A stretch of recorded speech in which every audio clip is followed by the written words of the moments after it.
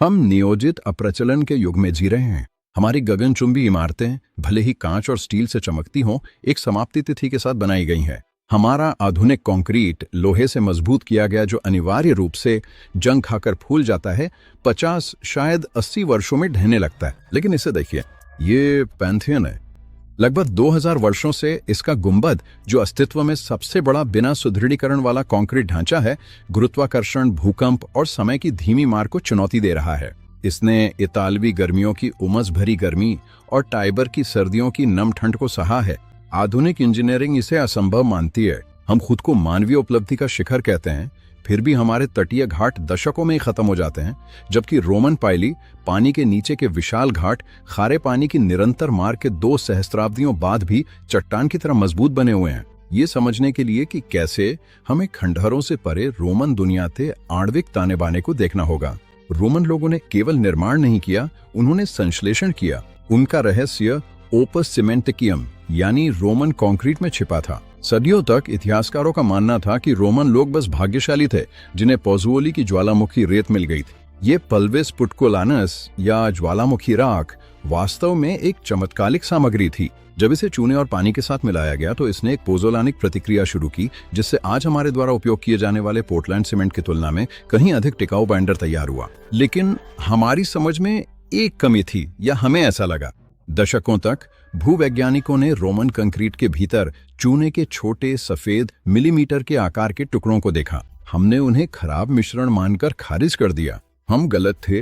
हालिया सफलताओं ने एक ऐसी प्रतिभा का खुलासा किया है जिसकी हमने कल्पना करने की हिम्मत नहीं की थी। Hot mixing. रोमन लोगों ने चूने को उसके अनबुझे चूने के रूप में कैल्स वीवा सीधे अत्यधिक तापमान पर मिश्रण में मिलाया। इससे चूने के टुकड़ों का एक भंडार बन गया। जब सदियों बाद कंक्रीट में अनिवार्य रूप से दरारें आती हैं तो बारिश का पानी अंदर रिसता है।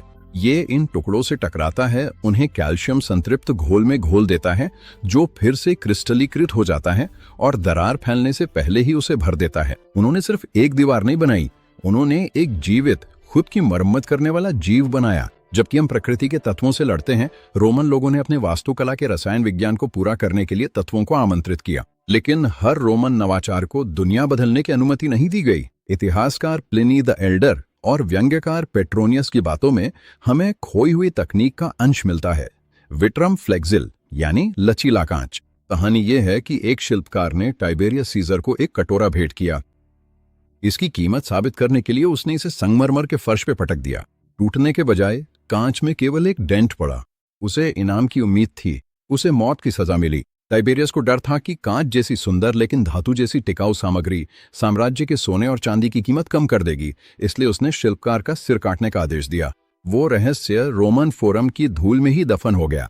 क्या ये एक मिथक था या किसी रोमन कांच बनाने वाले ने पिघले हुए कांच में बोरिक एसिड मिलाने का तरीका खोज लिया था? इतिहासकारों के लिए विट्रम फ्लेक्सिल एक तकनीकी गतिरोध का प्रतीक है। प्रगति कोई सीधी रेखा नहीं होती, ये दरवाजों की एक श्रृंखला है जिसे लालच या डर से बंद किया जा सकता है। रोमन कंक्रीट का खोना सिर्फ एक नुस्खे का खोना नहीं था, ये मानवीय क्षमता में 1500 साल की गिरावट थी। हमने सदियों तक पैंथियन को देखा और ये माना कि ये दिग्गजों या देवताओं का काम था, सिर्फ इसलिए क्योंकि हम रसायनज्ञ होना भूल गए थे। हम अब जाके 2020 के दशक के मध्य में पहली शताब्दी की उन परछाइयों तक पहुंचना शुरू कर रहे हैं। ये हमें विनम्र बनाता है। डिजिटल भविष्य की हमारी इस दौड़ में हम और किन खोए हुए चमत्कारों को पीछे छोड़ रहे हैं? धूल में कौन से रहस्य दफन है?